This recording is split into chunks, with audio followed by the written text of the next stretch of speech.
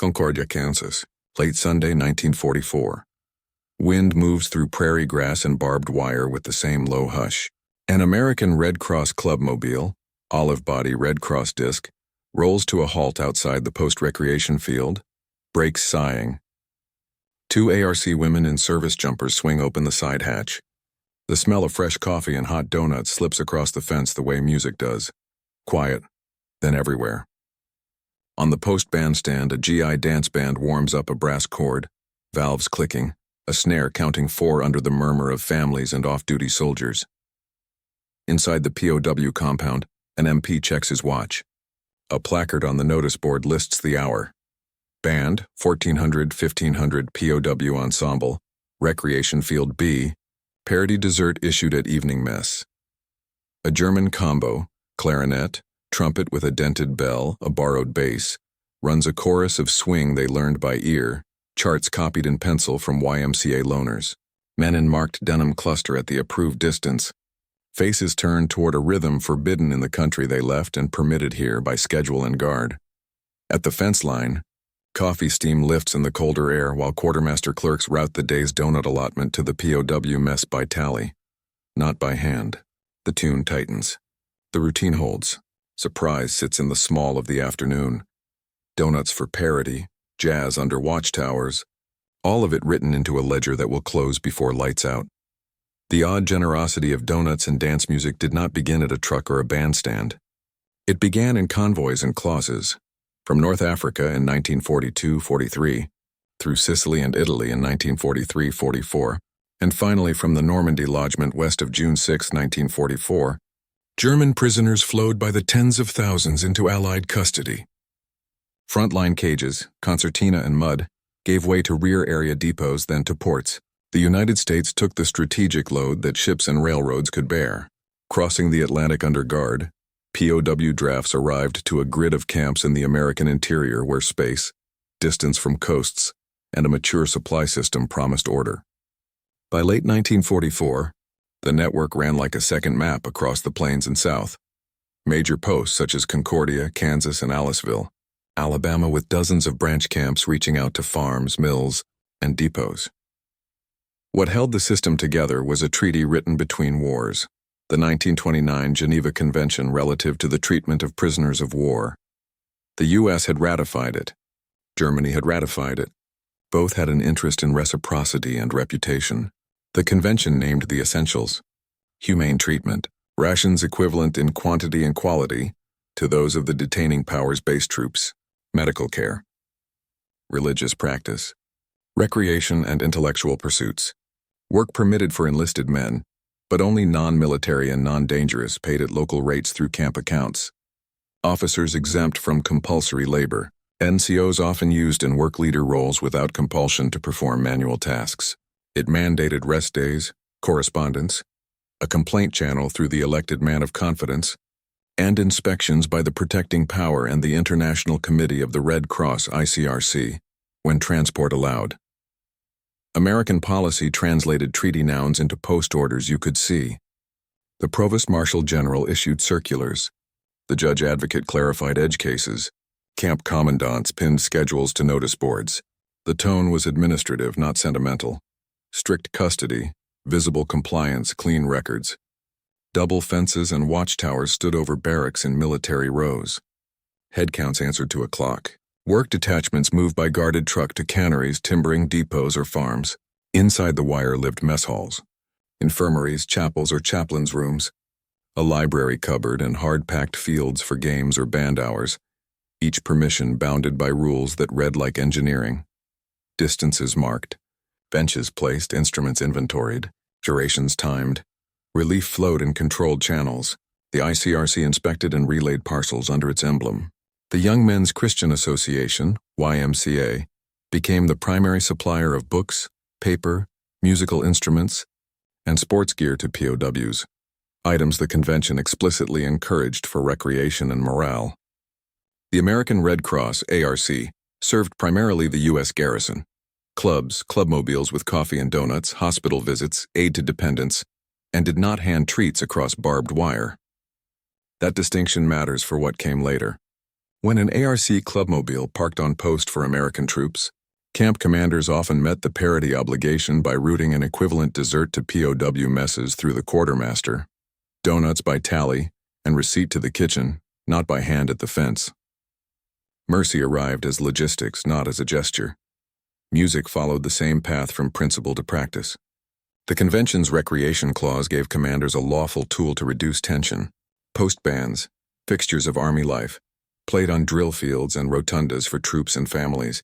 POWs, meanwhile, could organize orchestras, brass bands, or small dance combos using YMCA-provided instruments and instruments purchased by the Camp Canteen Fund, all inventoried and repair-tracked. Rehearsals and performances sat on the Sunday board like any other privilege. A start time, an end time, a place, a guard detail, an interpreter on hand, a no fraternization line in bold. Where a GI bandstand sat visible across a road, sound drifted. Where it did not, the POW ensemble supplied its own hour. Either way, music became part of the routine inspectors wrote down. Recreation supervised, order satisfactory. The man of confidence, the prisoner's elected representative, stood at the hinge of policy and perception. He received the week's menus, the program list for services in band hour, and the work rosters. He carried grievances up and posted answers down, often the difference between a rumor and a problem. His signatures appear on the documents that made donuts and jazz possible under law. Acknowledgement of parity dessert issued through mess. Instrument inventory verified. Concert schedule posted. If a contraband fined or a fight suspended Sunday privileges, the notice carried the same initials.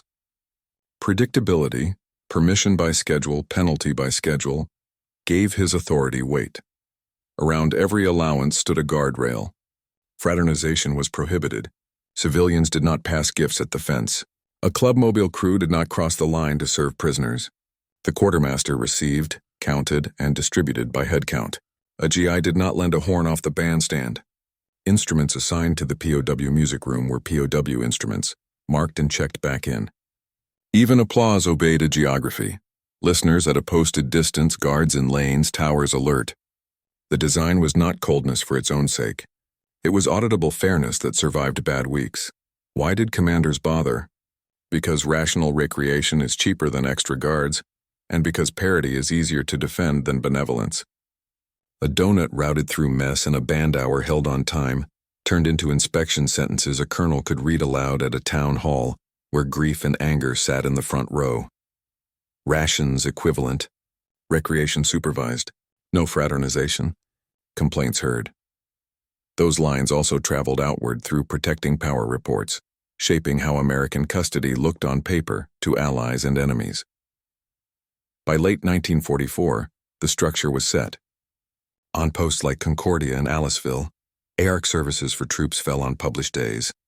Parity desserts for POWs followed, recorded, not displayed. POW bands rehearsed from YMCA scores and played in blocks you could set a watch by. GI bands answered from their own stands beyond the wire.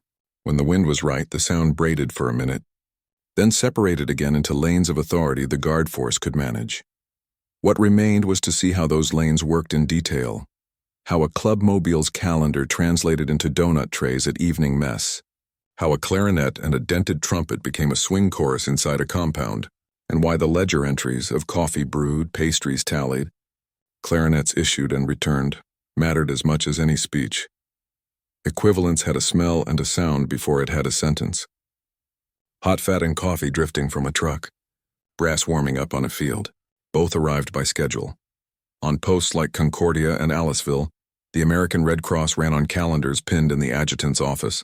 Clubmobile days for the U.S. garrison, hospital calls, evening club programs. ARC crews brewed in bulk and fried by the tray for soldiers off duty. POWs were not their audience. The fence and policy made that clear. Yet the Geneva Parity Clause pulled a second lever. When a clubmobile parked on post, the quartermaster drew an equivalent dessert issue for the POW mess, often donuts when supply allowed, received on a tally sheet, routed to the kitchen, portioned by head count, and recorded in the day's issue book. No hands passed pastry through wire. Parity ran through paper, scales, and a sergeant's unromantic insistence that a slice is a slice, and a count is a count. Music found its lane through another relief channel.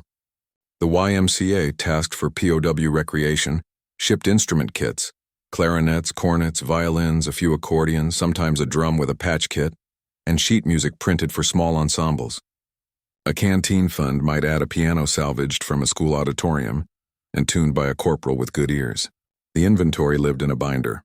Instrument, serial, if any, condition, borrower, rehearsal time, return time. A music room, often a former classroom or mess annex, held the lot behind a locked door. Keys signed out. Rehearsals posted. Concerts limited to 1 hour by the notice board. 2 guards in place. Interpreter present. No fraternization. Spectators behind a chalk line. To an inspector, the design looked like safety by predictability. To men inside the wire, it felt like a lung that opened once a week. Camp maps made the choreography possible. Double barbed wire belts and watchtowers framed a rectangle of barracks, mess halls, and utility huts. Near one corner lay the chaplain's room, where Sunday services cleared the air. Along another edge, a recreation field, marked for soccer or baseball during the day, took on a band hour at set times, benches placed at a measured distance that gave guards clear lanes. The post bandstand outside the compound, for the U.S. garrison and families, sat close enough that a favorable wind braided tunes at the fence without crossing any lines that mattered. The Sunday board held the week together. It showed services by hour, sports blocks, band hour for the POW ensemble, and quietly the line the mess crew cared about most. Parity dessert, if issued on post, evening mess. The man of confidence translated the board into German, signed it, and pinned his copy beside the American original.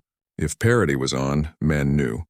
If supply missed a beat, the substitution slip, fruit, sweet bread, and extra jam, appeared with initials and a time. Rumor likes silence. Schedule kills it by inches. Inside the POW ranks, music sorted men by memory as much as by talent. A violinist trained in Leipzig found himself elbow to elbow with a clarinetist who had played village festivals and a trumpeter who had learned marches before swing. Charts arrived with YMCA shipments, overtures for small orchestra, chorales, light classics, and increasingly as 1944 lengthened, American standards trimmed for 5 or 6 parts. Jazz lived in a gray space, condemned by the regime many had served, embraced by the barracks when the tune and tempo fit an hour that needed air. A camp combo might start with a march to satisfy the old codes, then step into a polite foxtrot, then risk a soft swing chorus while guards watched for volume before they watched for ideology. The GI band over the road kept its own timetable. Saturday night dances for troops. Sunday afternoon concerts, marches on review days. Its sound carried by physics, not politics. Families clapped. A corporal with a cornet tested a high note and laughed with his section. None of that crossed the wire in person. What crossed was audible proof that the post ran on something steadier than impulse. For POWs, the sound complicated certainties they had brought from Europe. For guards, it made surveillance easier, eyes following a crowd whose attention turned toward a band instead of toward a fence. Red Cross days sharpened the lesson. Clubmobile crews, American women trained for field work, smiled at troops, poured, handed plates, moved a line that looked like hospitality and discipline at once. Inside the compound, the mess sergeant weighed donut trays by the dozen and portioned them into the POW kitchen, where cooks counted, kitchen police stacked, and a corporal logged parity dessert received, with a signature the fiscal clerk would read aloud at audit. The notice board never changed its tone. It did not say treat, it said evening dessert donut 1. A parenthesis is not poetry. It is policy that fits a hungry day. Boundaries stayed bright enough to be seen from a tower. No GI lent a horn across the fence. No ARC volunteer posed by the wire with a tray. No civilian stepped to a POW bench with coffee. Fraternization prohibited was not a suggestion. Where churches sent fruit or bread for holidays, the quartermaster received, signed, and distributed by roster. Where a contraband search turned up a hidden harmonica or a bottle, privileges, band hour, sports block, paused by order and resumed by order, with a note on the board nobody mistook for personal spite. The rule's coldness kept the mercy warm. Inspections made the architecture's virtue legible on paper. A protecting power delegate began at the board. walked the music room inventory, checked instrument returns, looked in on rehearsal, and stood at the mess door long enough to see Parity dessert issued through the kitchen, not at the fence. His notebook line, recreation supervised. Parity observed, no fraternization, might sound bureaucratic, but it traveled farther than any speech. It defended a colonel in a town hall and built reputation in a file opened continents away. By late 1944, these routines ran with the friction of a well-oiled gear. A truck schedule outside the wire meant a dessert schedule inside. A band program on the post meant a posted hour in the yard. A contraband knife meant a week's pause. Then a clean restart with instruments counted like tools and donuts tallied like rations. The extraordinary fact was not that prisoners heard jazz or tasted donuts. It was that both were predictable, supervised, and writable. Mercy carried by logistics and kept alive by records. Those are the conditions under which astonishment becomes habit, and habit becomes stability. Next, the camera can turn to lived angles. How men reacted to coffee smells and swing rhythms. How quartermasters and chaplains built trust in ounces and minutes. How law, culture, propaganda, and community converged on a Sunday that could hold a camp steady. A smell can rebalance a room. When coffee drifted across the compound from the post-recreation field, men looked up before they knew why. The clubmobile was not for them. The fence said so. The RC calendar said so. Yet the notice board inside the compound had already translated that aroma into a line the barracks could live with. Parity dessert, donut 1, evening mess. The promise was small and reliable.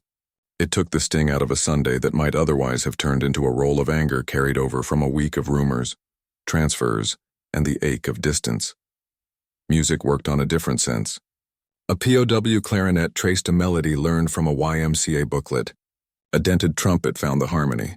A drummer, sticks wrapped with tape, kept 4 as if the number were a lifeline. For some, swing was a novelty.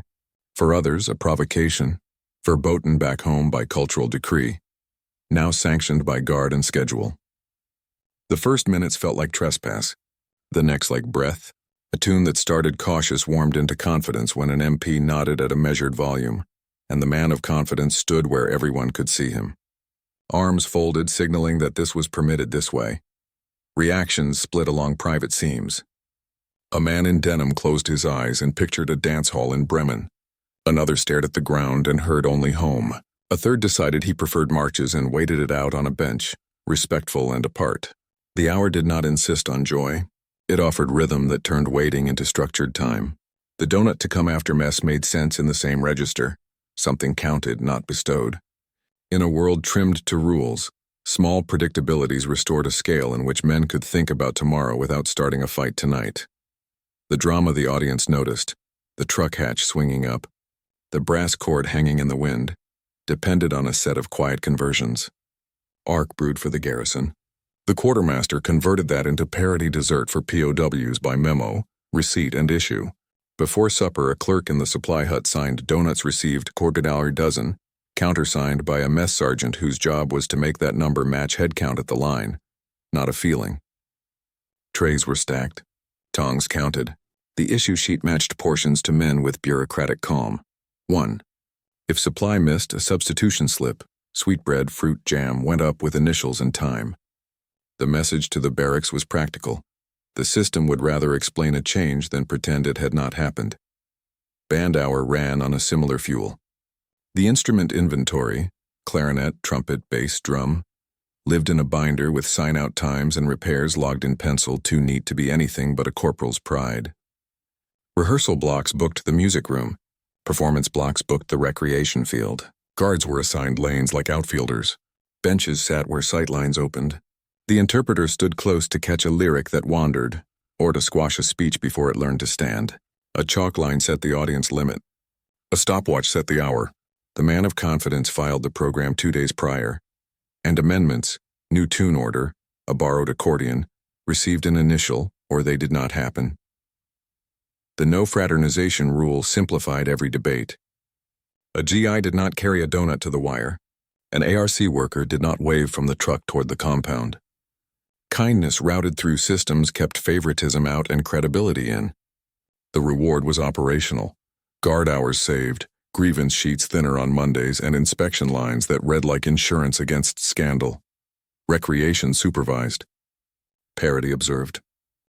The scene's odd harmony, swing inside, coffee outside, dessert at mess, stood on a treaty sentence transformed into camp orders. The 1929 Geneva Convention did not name donuts or jazz, but it mandated recreation and intellectual pursuits, and it fixed ration equivalence with base troops. U.S. policy translated that into a board anyone could read. Band 1400-1500 POW Ensemble. Recreation B.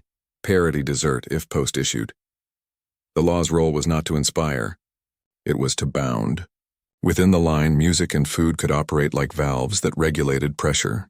Outside it, they turned into arguments. Inspections made mercy auditable. A protecting power delegate, escorted by an MP and the man of confidence, began at the notice board, then walked the music room to confirm instruments existed in the numbers the inventory claimed. He checked sign-out return times, watched 10 minutes of rehearsal and noted volume-controlled, crowd at distance, duration within schedule. At the mess, he opened his notebook where the issue sheet lay and wrote down what mattered for reputation. Parity dessert issued via kitchen. No hand-to-hand. Portions controlled. If the clubmobile had not come that week, he looked for a substitution posted in advance. If a contraband incident had suspended band hour, he looked for a resumption note with dates. His report did not praise. It verified. The inspection's grammar, posted, observed, recorded, was the program's strength. It gave camp commanders a text to answer public anger without improvisation. It gave POWs a reason to temper grievance when supply hiccuped. It gave guards a policy to stand on that did not require them to like, only to enforce. And it set the stage for the next layer of truth the camera must capture. How culture itself, swings contested meanings, donuts civilian associations, shaped perception inside the wire and beyond it, the cultural and propaganda currents, and the community lines that kept mercy from melting into muddle are the next angles we'll place against this Sunday routine until its full shape is clear. For German prisoners, jazz and swing lived in contradiction. Back home, official culture had denounced them as entartet music, degenerate, tolerated only in bowdlerized form. Yet many men had heard it anyway in cafes, on foreign broadcasts, or in Wehrmacht dance halls, where a clever band slipped syncopation under a march.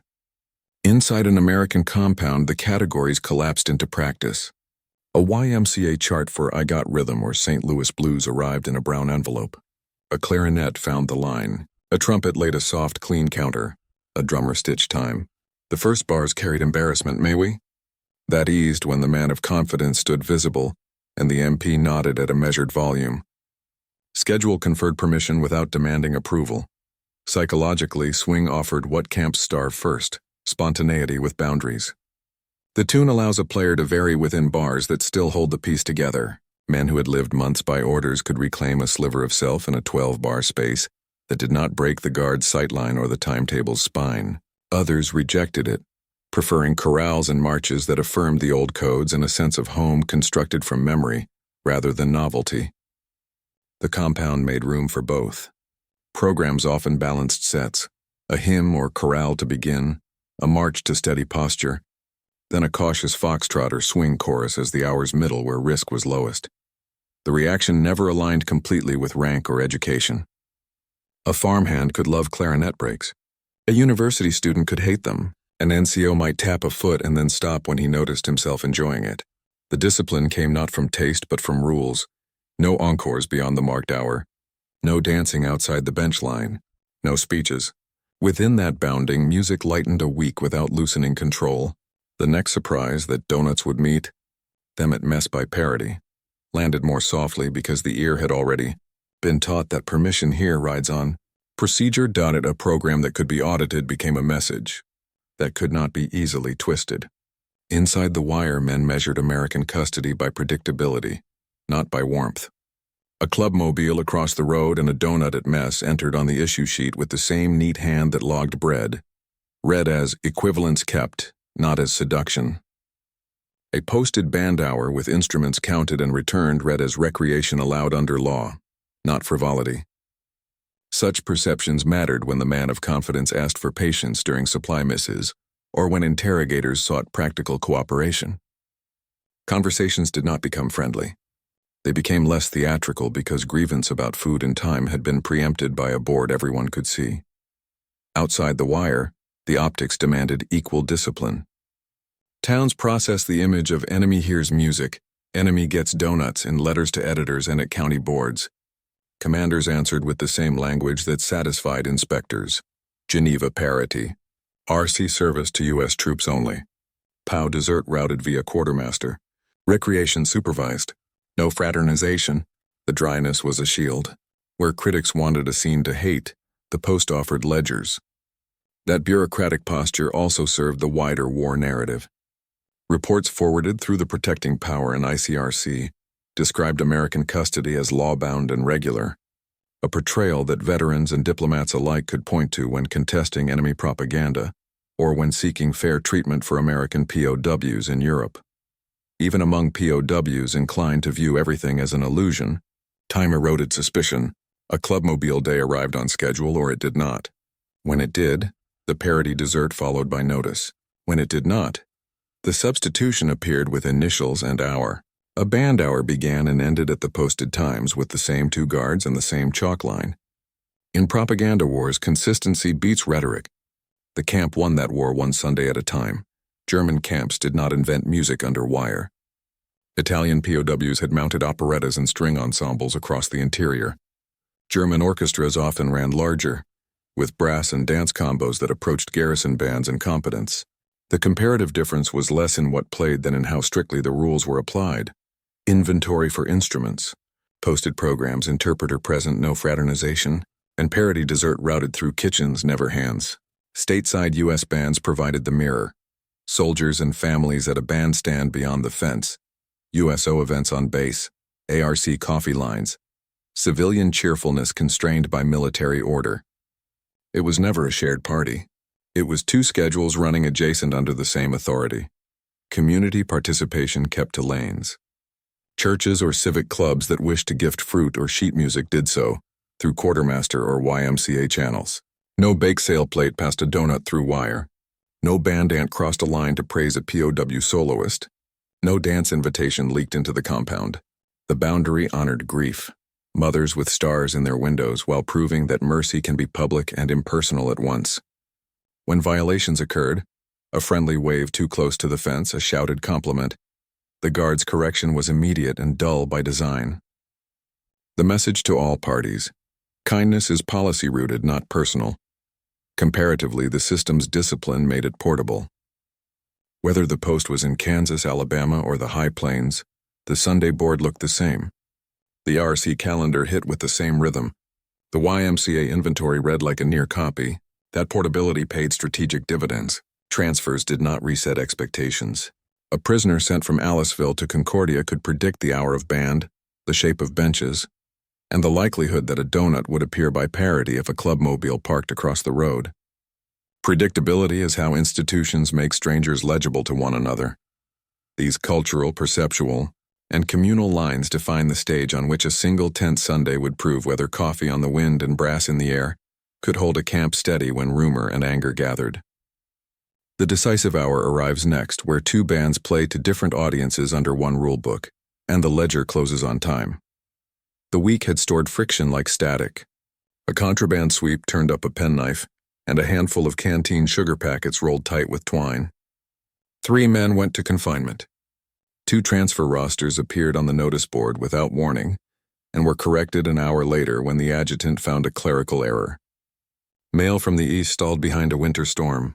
The man of confidence walked the barracks row after lights out and heard a familiar sound, the kind of angry whisper that turns into a Monday. Problem if Sunday fails. At 07:30, the commandant wrote 2 sentences that would decide the day. ARC clubmobile on post as scheduled. Parity dessert, donut 1, evening mess as posted. He initialed the band hour to 1400-1500, POW ensemble. Recreation field B. Interpreter present. Volume controlled. No fraternization. The logic was old and hard. Keep the schedule. Let the rules absorb the week's heat. Services, short by design, steadied the air. The chaplain kept his homily tight. The interpreter hit every noun without color. The hymn landed on time. The man of confidence signed the attendance line and folded the paper once before slipping it into his pocket. Mess opened with a hum that sounded like work. The sergeant on the steam line set the ladle on the scale every 10th tray. Not because he mistrusted his wrist, but because paper must match practice when tempers run high. Bread 2, butter ½ ounce, meat 6 cooked, vegetable 4. Coffee 8, the card ruled. No one spoke loudly. Waste barrels would tell the truth by supper. 1300. The clubmobile rattled in on the post road outside the wire, its tires scribing clean arcs in powdered dust. RC women swung the hatch up, smiles professional and practiced. Sleeves rolled for heat that rose from the griddle. Coffee hit the air first. Donuts followed in a rhythm that looked like kindness and felt like logistics. Trays stacked, a quartermaster corporal receiving, counting, and routing to the POW kitchen with the same dry signature he used for flour. A clerk wrote, "Parity dessert received, ironing dozen," in a neat hand that did not care about rumor. Powder in the compound, benches stood behind a chalk line at a distance an MP could read as safe. The music room door opened. A clarinetist carried cases like a man who knew serial numbers by heart. A trumpeter tested a valve with oil from a bottle labeled and inventoried. The drummer, sticks taped, checked tension on a head patched with care. The interpreter took his place near the front, the man of confidence beside him with a program sheet. March, chorale, foxtrot, swing, march 400. The first bar snapped clean, march in even steps, posture straightening in reflex. The second selection softened, chorale in 4, an echo from a different life. Faces eased. The GI band beyond the wire chose the same interval of distance in time and sound, checked a bright chord that hung for a second, like reflected light. Wind braided the 2 notes and then set them apart.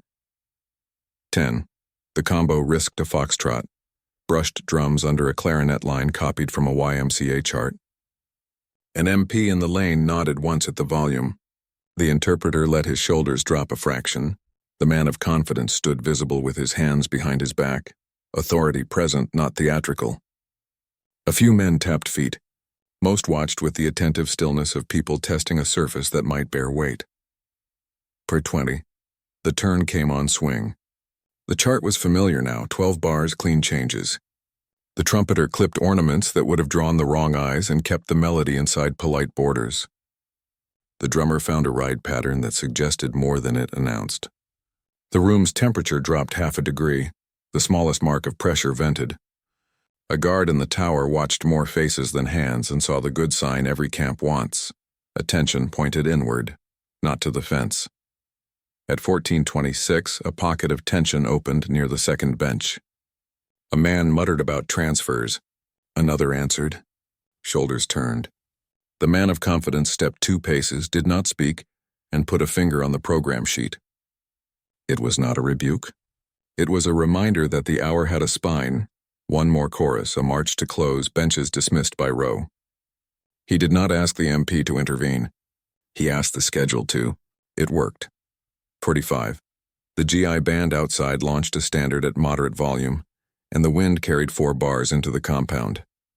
A few heads turned and then turned back when the combo answered with its middle chorus. The interplay was not a duet. It was 2 clocks ticking against the same Sunday. The line on the board, no fraternization, stayed bright and necessary. No waves, no shouts, no applause directed outward. Kindness could live as parallel lines if the distance held. 8. The swing chart ended with a restrained figure. The combo returned to a march.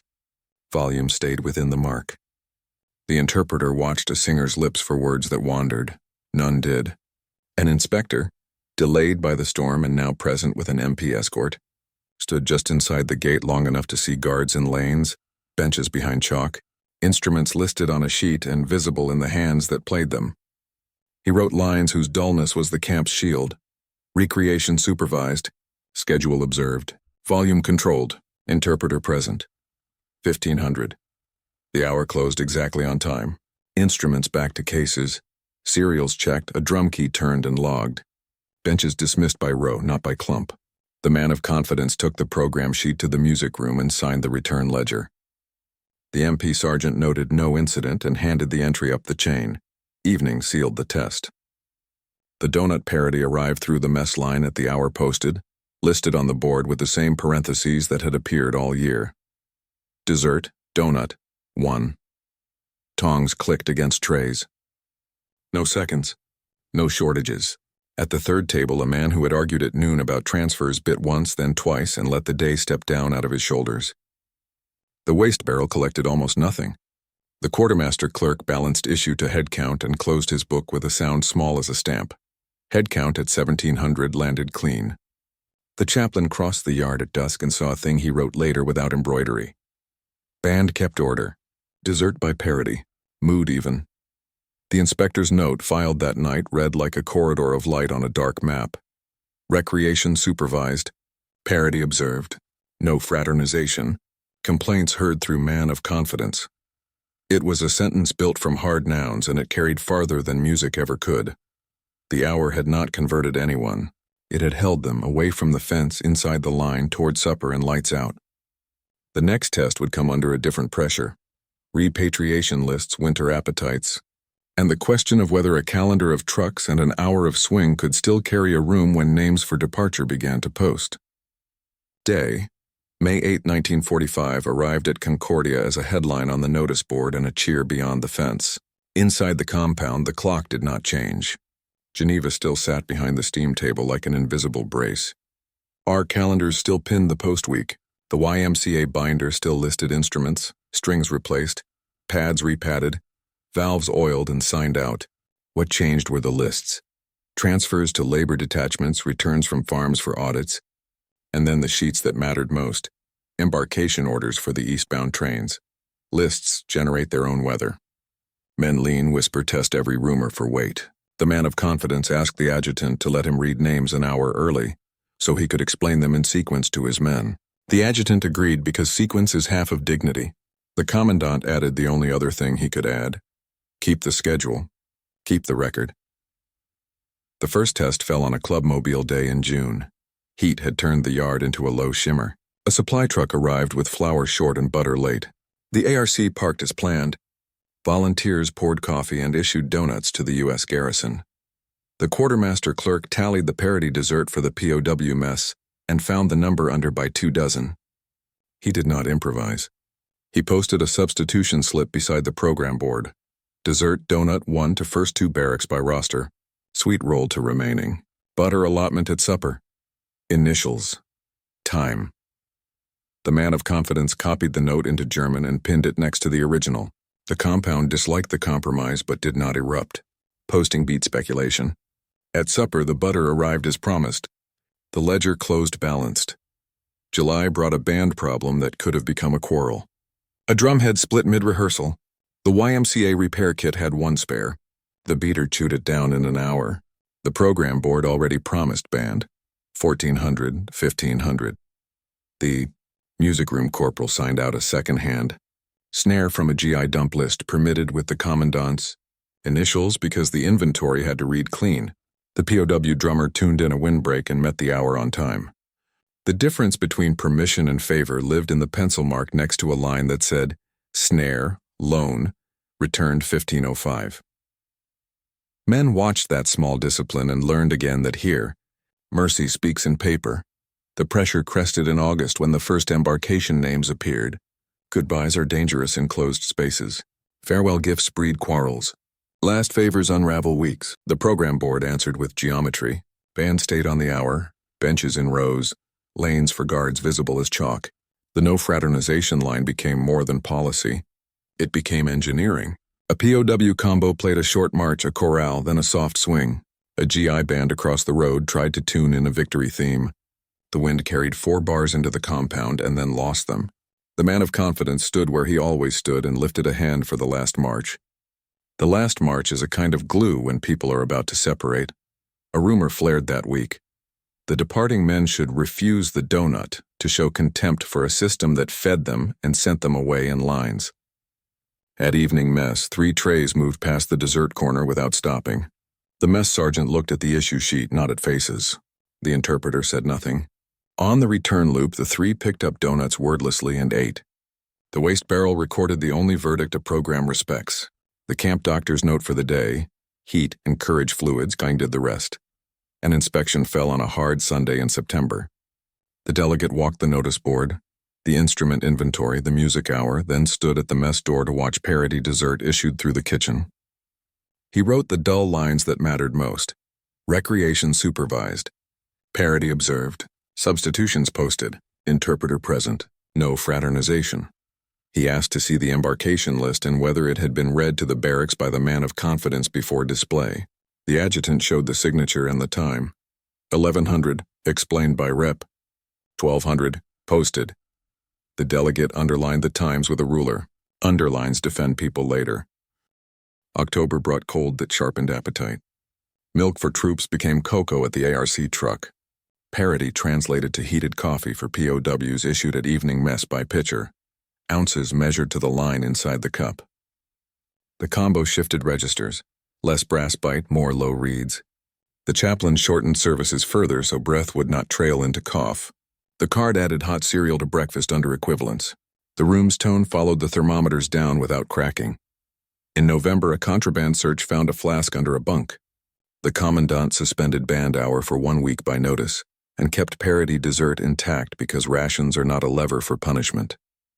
The man of confidence accepted the note without drama. On Sunday, benches sat empty at 1400. At 1500, the second hand ticked over and privileges resumed the following week exactly as posted. That predictability, more than any speech, taught cause and effect. The last tight turn came in December when 2 embarkation trains were scheduled a day apart and a winter storm threatened both. The adjutant posted delays in precise minutes. The RC calendar held. Donuts reached the post bandstand. The quartermaster delivered sweet rolls to the POW mess because trucks had mislaid the pastry order and then found it again under frost. The man of confidence carried the substitution note along the barracks row like a walking notice board. The POW combo met its hour. The GI band canceled for weather. Inside the wire, the program kept its binding even when the outside failed. On the morning the first train finally pulled, trays in the mess line clinked as usual. The man of confidence returned unused canteen coupons for men departing and signed a credit. At the dessert corner that night, a departing man asked the interpreter whether he could keep his donut for the ride. The interpreter pointed to the card, consumed at mess, and shook his head. The man ate slowly and said nothing. Headcount at 1700 rolled clean. A guard in the tower watched the yard resolve into lanes and wrote a sentence in his notebook that he kept for himself. Program held under lists. The turning point across those months was not sweetness or sound. It was the refusal to let either become personal when everything else felt that way. Donuts routed by ledger, swing held to volume and time, lists acknowledged in sequence. The program drew a straight line through weather that wanted zigzags. What followed, measurable and plain, belonged to the aftermath. Discipline steadier, clinics lighter, inspection notes repetitive in the safest way, and memories that reduced politics to sentences about coffee and a clarinet under watchtowers. Proof of a program lives where adjectives die, in ledgers, logs, and inspection notes. In the adjutant's office at Concordia, the discipline summary for each month stacked the same columns.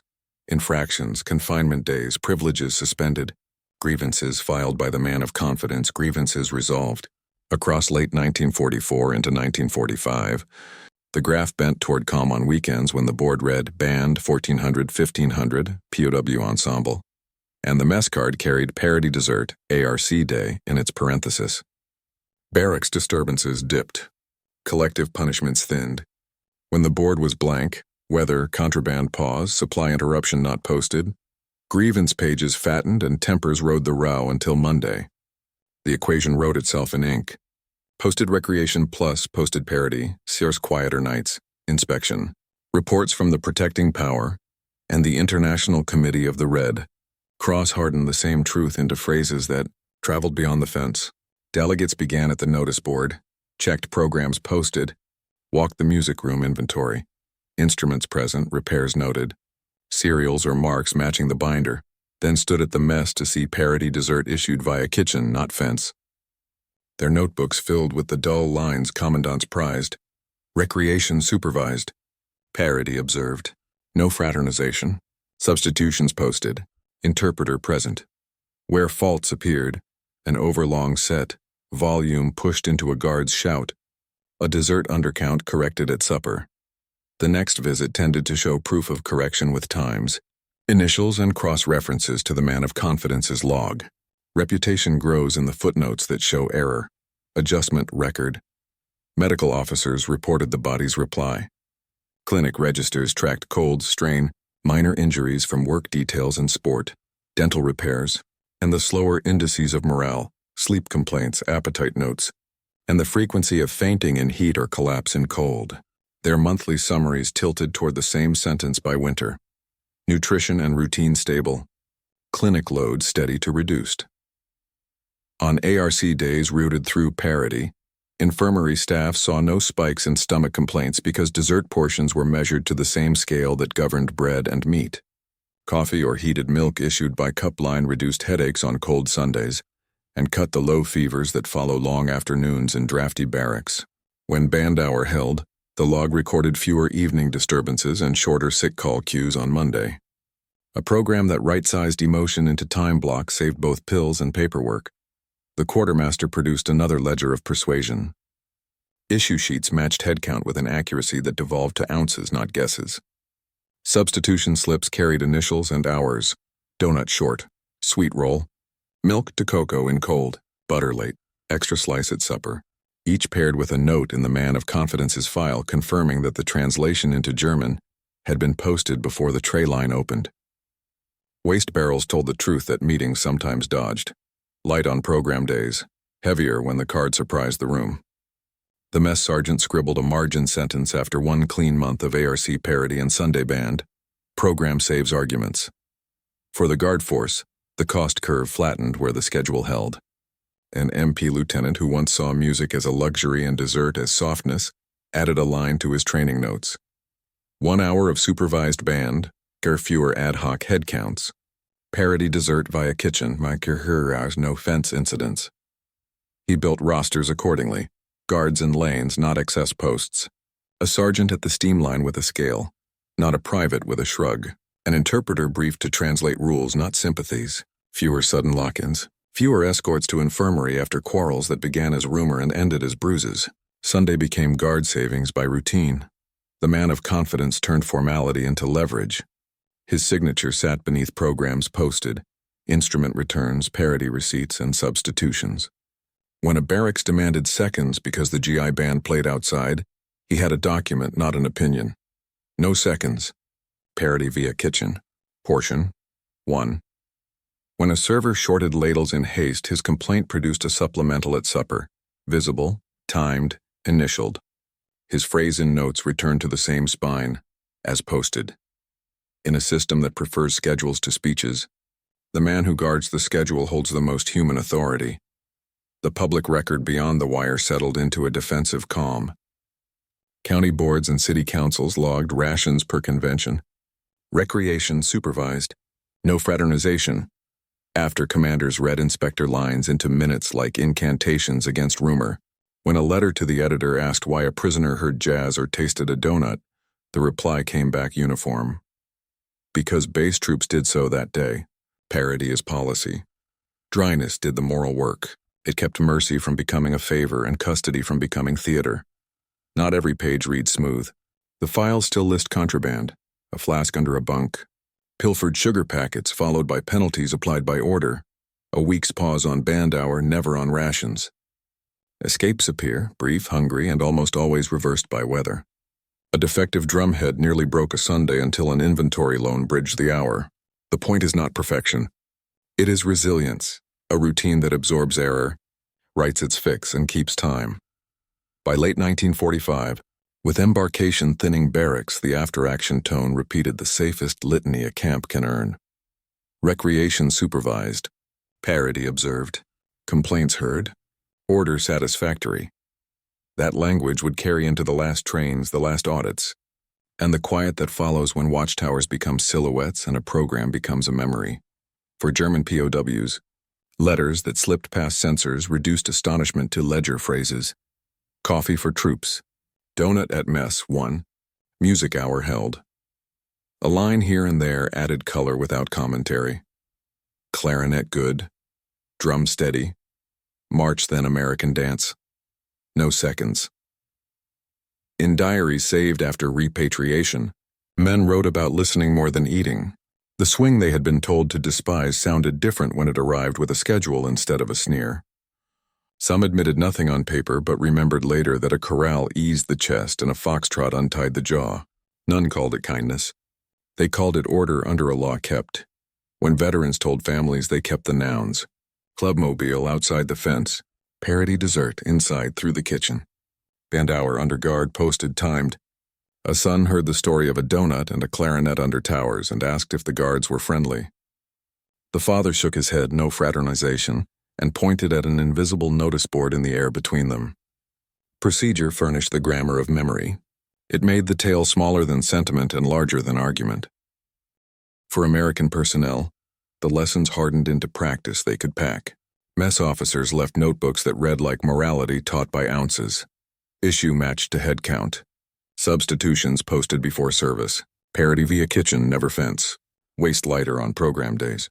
Chaplains refined a craft of short services pegged to meters that calm air and release crowds on the minute. MPs learned the physics of attention. Band hour pulls eyes inward. Clear lanes let 2 guards do the work of 4. Dry announcements beat jokes every time.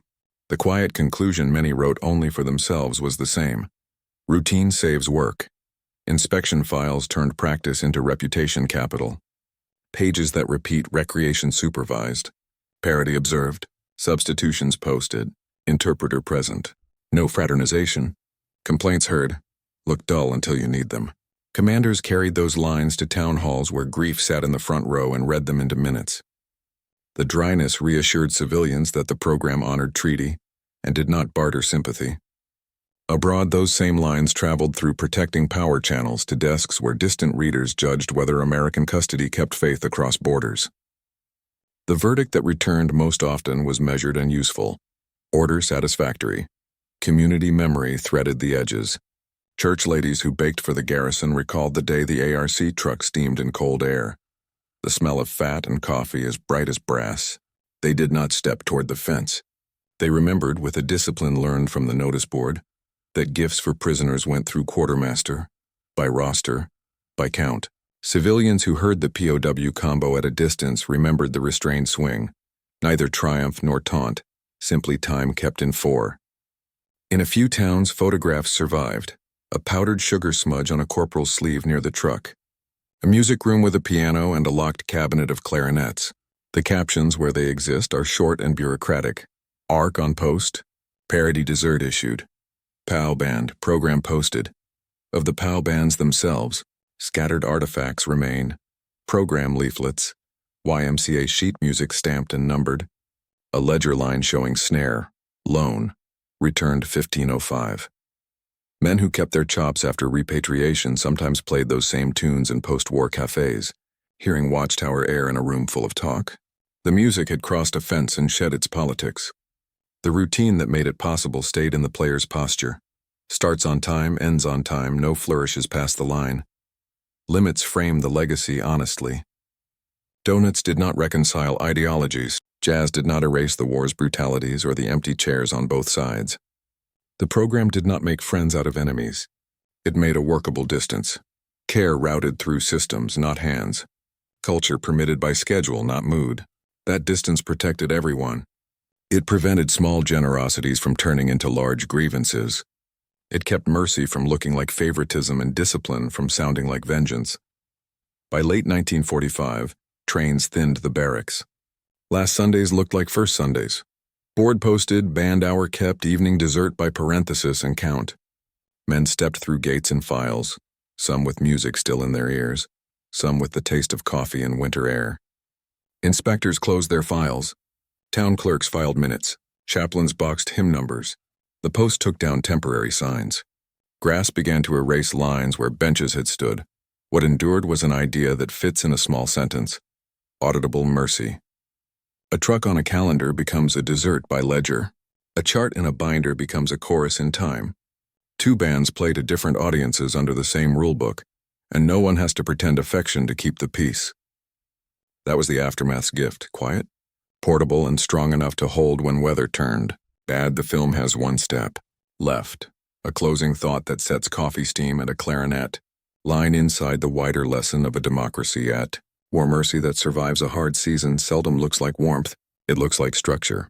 On American ground in 1944-45, that structure was a notice board pinned with hours, a ledger that matched issue to headcount, a scale beside a ladle, and a program sheet that began and ended on the minute.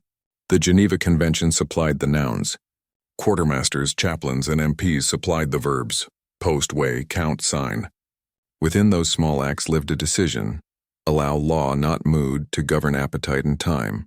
A donut is not reconciliation. It is a parity line drawn in dough and sugar, routed through a kitchen so that nobody owes anybody a favor. Jazz under watchtowers does not forgive a war. It is a measured hour in which attention turns inward, and temperature falls by half a degree. The guard does not smile across the fence. He marks a lane. The chaplain does not make speeches about brotherhood. He keeps the hymn and the clock steady, so the yard can empty without friction. The man of confidence does not barter in sentiment. He points to the card and says the two words that built the day, as posted. What this purchased was not conversion of hearts. It was behavior consistent enough to keep custody from becoming theater. Inspection notes repeated the safest litany a democracy at war can offer. Recreation supervised. Parity observed. No fraternization. Complaints heard. Order satisfactory. Medical charts translated it into the body's language. Clinic loads down, sleep steadier. Discipline logs echoed it. Incidents fewer when the board and the ledger held. The image to keep is ordinary. Coffee steam drifting across a fence translated by a clerk's neat hand into dessert one at evening mess. A clarinet line written in a YMCA booklet, translated by inventory and schedule into 60 minutes that end on time. Two bands playing to different audiences under the same rule book, neither trespassing, both useful. In the long after, memory does not argue the politics of a tune or the sweetness of a pastry. It recalls that a book was kept when it would have been easier to improvise. That is a kind of moral proof available to strangers. Auditable mercy, visible in ounces and measures, strong enough to hold on a Sunday when rumor runs hot and trains are due. The yard empties. Benches scrape. The last chord fades. The ledger closes with a small decisive sound. Outside, the war continues. Inside, our routine has turned custody into something steadier than fear, and that steadiness is what crosses the years.